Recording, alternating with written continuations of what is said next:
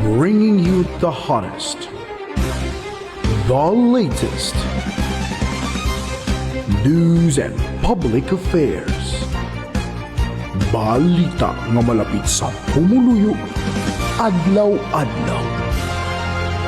Daily News Central. Mga ka-daily weather report subong adlaw sang Lunes, Mayo 18. Apektado sang Intertropical Convergence Zone o kun ITZZ ang Southern Mindanao nga magadalas sang madamol nga panganod, lapta-lapta nga pag-ulan kag thunderstorms sa Zamboanga Peninsula, Barm, Soksajan kag iban pang nga bahin sang Davao Region. Sunos mag-asa posibleng flash floods o kung landslides bangod sa katamtaman tubtob mabaskog nga ulan sa apektado nga mga lugar. Samtang sa Visayas kag iban nga bahin sang Mindanao, makabatsag sang partly cloudy, tubtob cloudy skies nga may isolated rain showers o kung thunderstorms bangod sa easterlies. Posible man ang pagbao kun landslides kung mabaskog ang thunderstorms.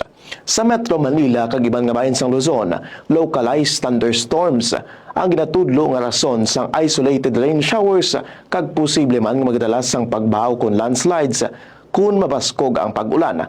Ginapanomdom ang publiko nga magbantay sa weather advisories kag mag-amping ilabi na sa mga lugar nga prone sa baha kag landslides. Amoy na ang aton weather report. Daily News Central.